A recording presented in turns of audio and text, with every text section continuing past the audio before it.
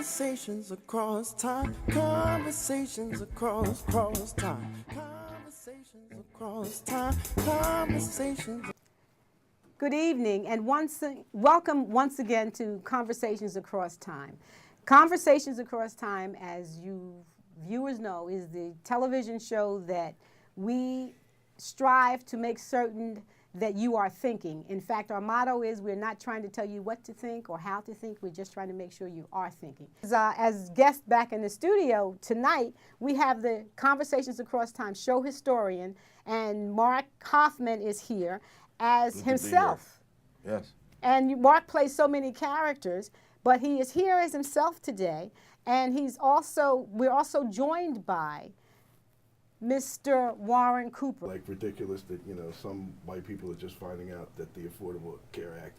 The same thing. I like the same thing. Well, so some of us think that's ridiculous, right? But it's about how your understanding is engineered. So a lot of this division has to do with the lack of people's ability to get to what the real truth is. Yeah, but even what you said, Warren, what you said as a Bunch's vision and what happened, and you even said straight out, you didn't even allude to the interest of oil, and we see that being played out right now. Oh, I mean, who's appointed Secretary of State? Tillerson, the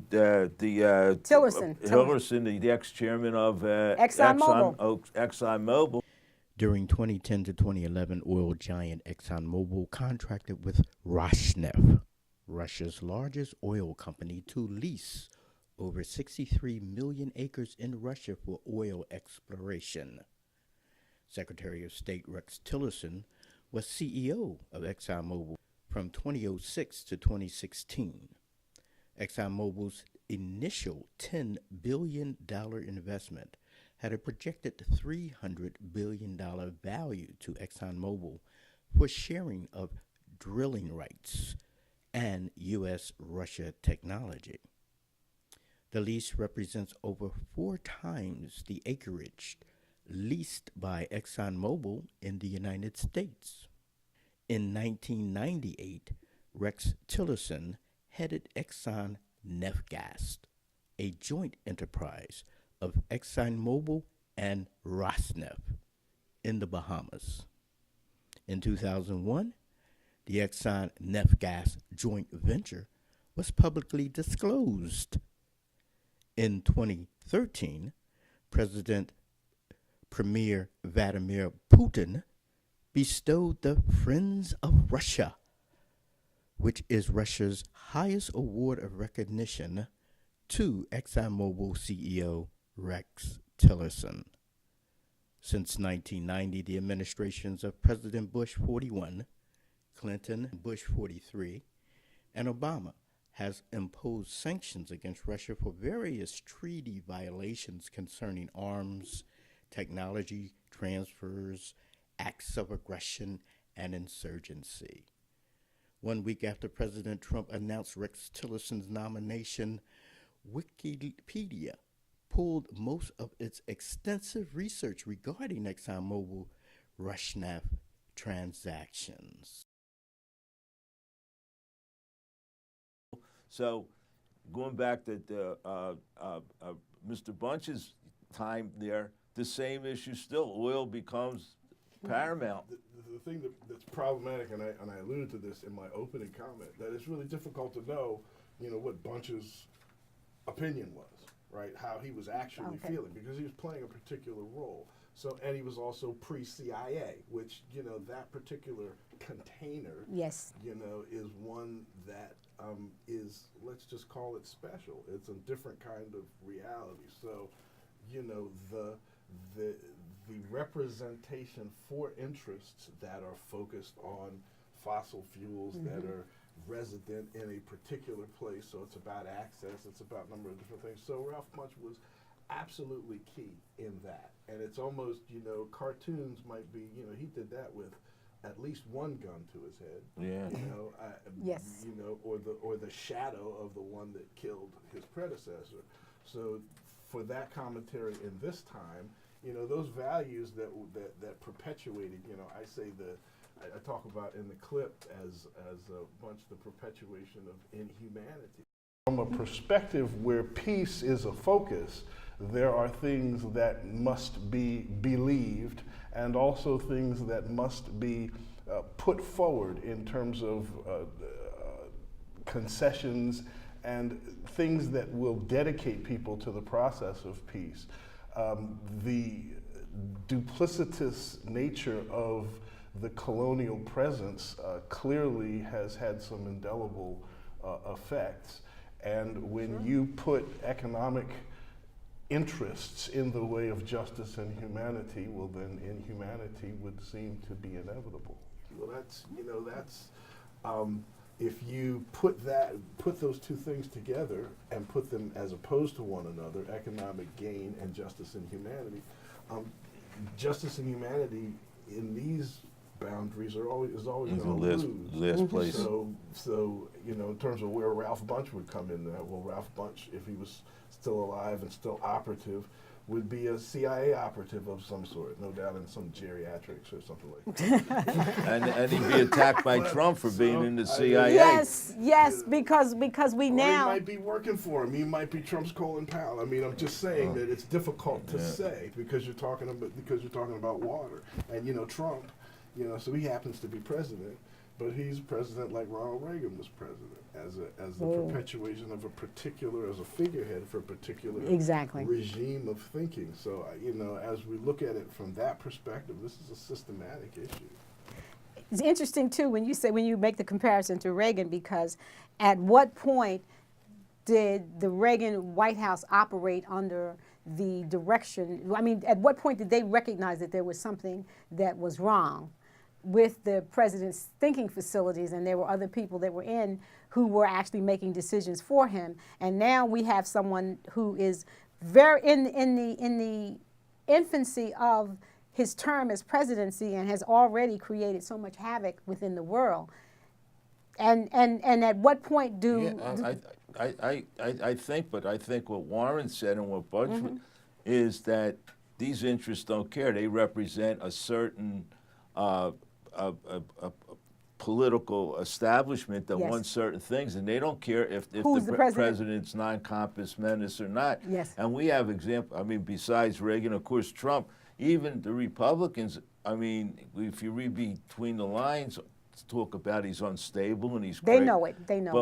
Wilson is late, and I played Wilson on a show that you're going to do later on with the Countess, but Wilson had a stroke, and his wife and the advisors ran the presidency for a year and a half, and he was totally out of it. So it's not uncommon that these power structures that Warren talked about and Bunche would talk about don't care who's there. And what was the movie? Being there, as long as you're a puppet and we can get what we want, we don't really care who's there.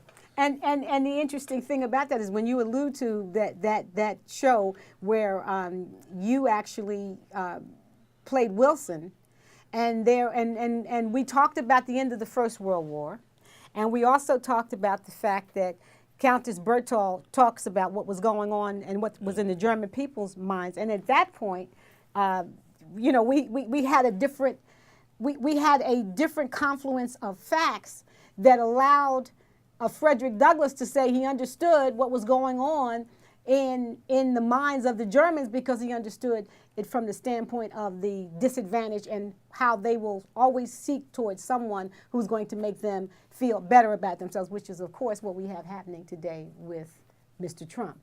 I think for his not being able to understand the separation of powers. If I may, I'd like to just ask you to switch for a moment to a show when you, Warren, you were playing Justice Thurgood Marshall, and you were Henry II, and the fact of the separation of powers goes back. I mean, we think about it as being the foundation of this country, but it goes back to something that you put in place. Well, yeah, when I played Henry II. I was not aware of just how involved you were and how your reforms of the court system live to this day. Separation of church and state, that came from you. That was your idea. Well, yes, I had a dispute with my dear friend who I loved, Thomas Becket. And Thomas Becket, Now, we should say, Thomas Becket was your chancellor. he became chancellor. He was your friend, your boyhood friend. We whored together, we wenched together, we drank together, and I made him, even though we had to go through the council, I made him Archbishop of Canterbury. Do you regret that? I regret it to this day. In fact, I had him killed, 4 of my knights killed Becket, because Thomas Becket betrayed me. I loved him, he didn't love me back. And How did he betray you? I mean, let's talk. I mean, because our audience doesn't know this. Let's give them some background on how he betrayed you. well, Please do so. the conflict occurred over who would try the clerics, whether the church had the power to try the clerics, or whether the King's Court or the governmental courts could try the clerics. Sounds like you're talking about modern times. Yes. Doesn't it? It does. Yes. It does, absolutely. We're still fighting that fight. Absolutely. But I thought, I made Thomas Archbishop of Canterbury primarily because I knew he would go along with me. But he stabbed Then me he in the didn't. back, and he insisted that the church had the power to try the clerics. Now, there's more to this, because the fines, if we took land away from the clerics and it were in the King's Courts, we would get the land, and if it were in the church courts, the church would get the land, so there was a little bit of economic things there. But Thomas betrayed me, and I set up, after I won the battle, even though I had to pay penance and Thomas became a saint, I set up a series of King's Courts that even your system of courts today are modeled after. The circuit courts, Yes. riding the circuit, civil courts, and not having religious issues tried in religious courts are all things that come from my administration. There were a couple things. Number one, he had to separate the lay courts from the religious courts because, so he did that. So it's kind of now when separation of church and state carries over to our Constitution. Right. And he also established the superiority of the King's Courts over the local Lord Courts or the Manor Courts. Yes. And we still have that in effect today. So In place in our system today. Right. So when Trump issues or whoever wrote it for him, Bannon issues the Muslim ban on immigration, and it gets appealed to a district court or a circuit court, which is what it went to the district court, then it went to, I think, the Ninth Circuit, if I remember the number. Ninth Circuit. That comes right out of Henry II, who set up the system of circuit courts and everything. So the systematic history of our court system goes back to the character I played, Henry II, and perhaps Henry II can tutor Trump. And Henry II was an absolute monarch, and he still instituted that system of courts because he knew that the only way that in the long run England would survive was under the rule of law. And Trump needs to understand that, because while in the short run his defying the courts or going against the structure, separation of powers might seem good to him, in the long run it'll destroy this country. I have a disagreement with the personal focus, generally speaking, on our 45th president. The thing that you put in place as King Henry II, most certainly was a system that Thurgood Marshall was attached to. Yes. And actually, from a conceptual perspective, of course, Thurgood Marshall, the first black Supreme Court justice, was a lawyer before the Supreme Court in the Brown versus Education, the Board of Education. And cases. one more than, I think. One more Supreme Court cases than anyone Yes. as a lawyer. So he's a person who is focused on the operation of the system and using the system for change. In fact, he had some very interesting things to say about those who would subvert the system in terms of change. And I think in the clip, where I'm not personally familiar with the specifics concerning that kind of issue, the oppressed most certainly were close to my heart, as I considered myself to be among them. The nature of fighting for rights is that one must have a context within which to do this. And this is among the reasons why I find King Henry so essential in our historic context. Where his motives may have been connected to some of the financial gain and maybe some personal conflicts with his former friend, the systems that he came up with created a context for the solution of problems. And so those who are oppressed have a natural resource in the system to be able to manipulate that system so that it serves them correctly. So do you think that's still true today? I think that it has never not been true and will no doubt be true until eternity. There are those who were militant and thought that they might have solutions to problems that were outside of the system. It seems to me that change that is going to be indelible must be achieved within the set of rules of the system. Therefore, there's a check and a balance. So I can both empathize with Lady Abigail's condition, and also I'm very excited to be able to personally meet the king, who is responsible for really the framework that allowed us to do the work that we were doing to free and to help those who are disenfranchised because of their race. So I say something like that indelible change requires it happening in a place that everybody recognizes. So from that perspective, the system is very necessary. But the paradox where we are here is that, you know, it's not so much that Trump doesn't know constitutional law. It's that the regime that he represents has a different perspective on the relevance of that. And I think definitely. that as so in engaging it, you know, calling him orange and all that stuff, that's funny. But, you know, the devastating truths is that while these personal things are happening, the EPA is lining up to roll back regulations, so if you can have a feeling about that, but you have to recognize whose interest that represents. Because there's got to be a systematic way, and this is the the thing that Thurgood Marshall would say, that we have to approach this through the system. The paradox is that the system is corrupt and compromised. So how is it that, you know, we can work that out? I think that's the challenge. And, you know, new constitutional history is being made daily because of where people are. But I think that there needs to be a very intelligent conversation about how to find the leverage as people that will be able to conquer the power of this thing that is taking us in a direction that serves the 1% of the 1%.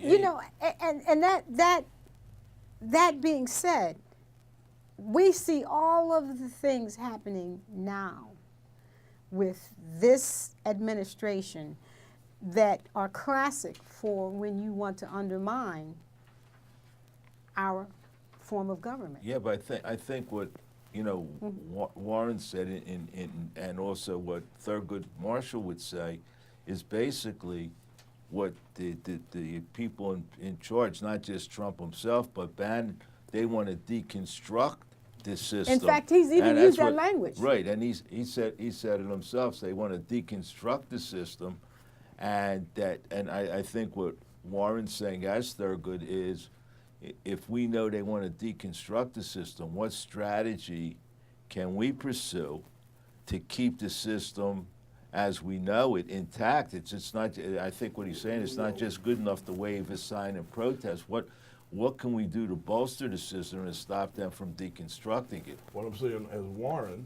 Yeah. is that Thurgood was right about the system. Yeah, right. But there needs to be some significant attention given to the integrity of the systems.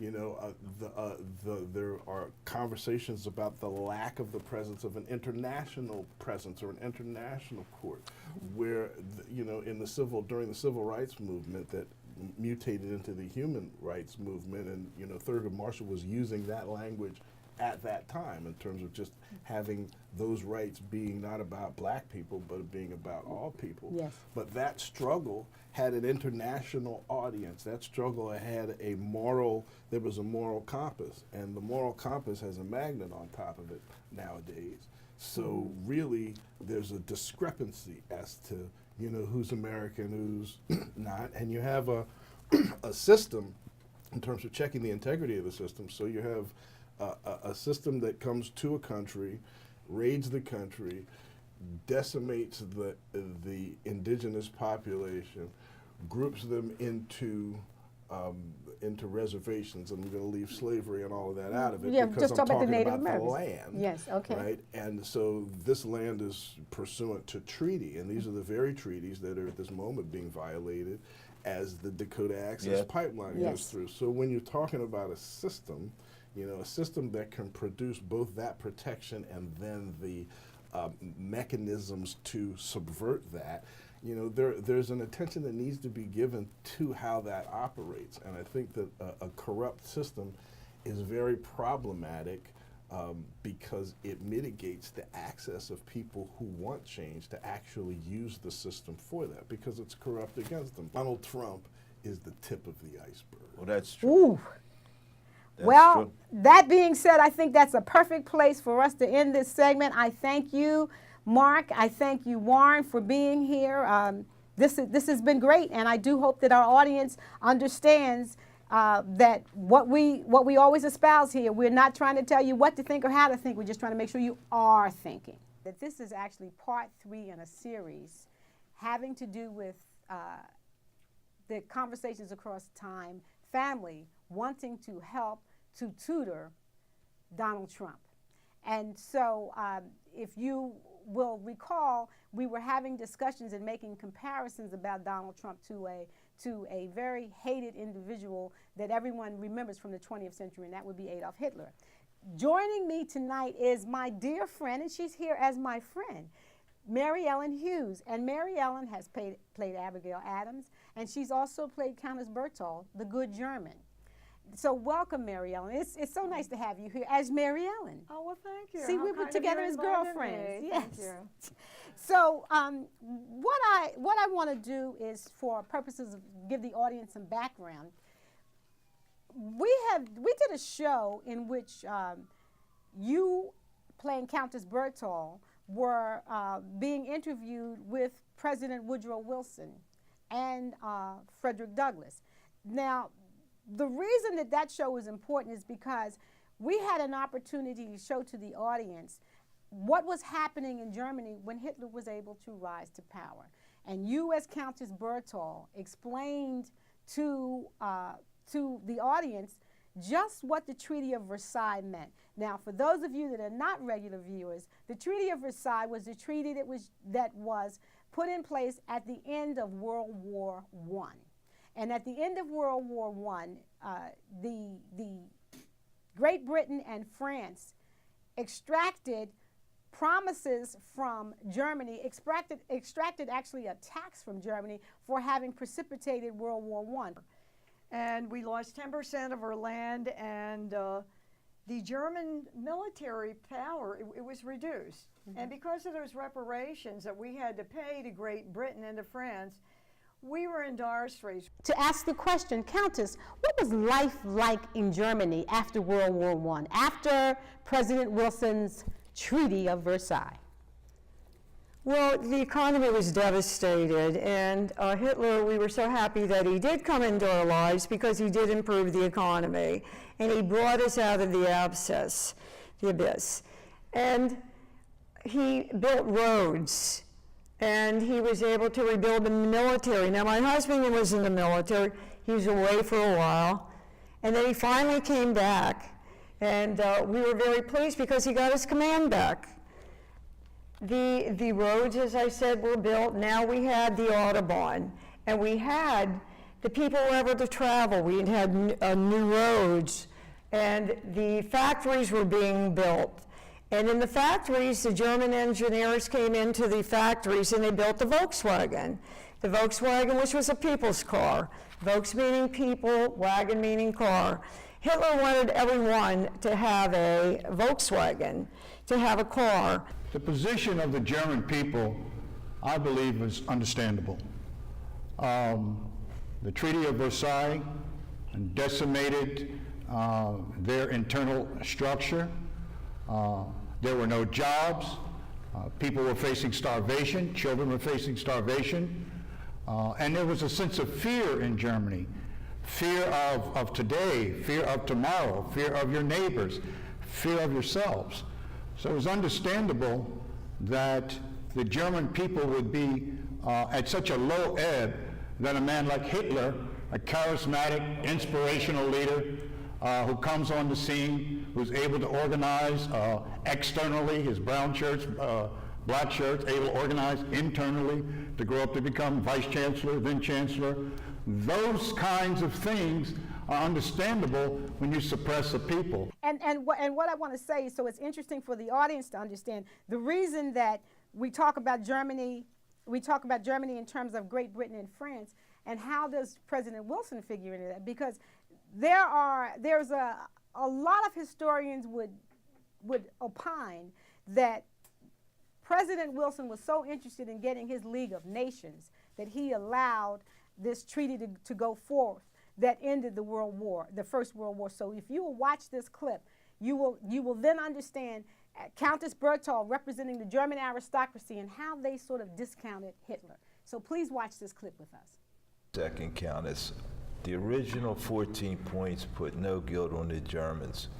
When I met at Versailles Palace with the representatives of England, France, and Italy, in order to obtain world peace for the future, I had to issue some compromises to get them to agree to a League of Nations. And they were insistent that we have reparations. But the world stood by while Hitler violated the terms of the Versailles Treaty, stopped paying reparations, armed the country again. Why did we all just stand there? The world did worse than that, but I'm sorry. The terms of the treaty, they were forced on us. And we were forced to pay reparations to Great Britain and to France. And we didn't have the money. We were economically deprived. How could we pay? We couldn't pay.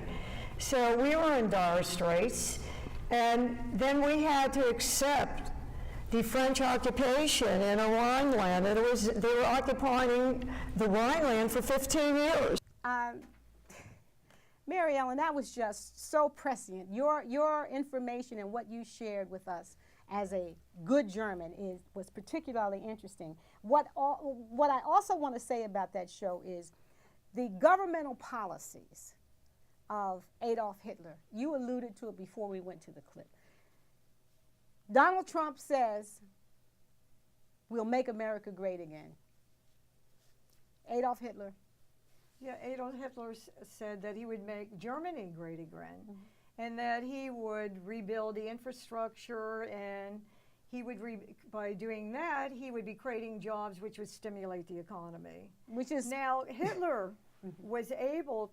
He promised it, and he did succeed, but we have no idea what Trump would do.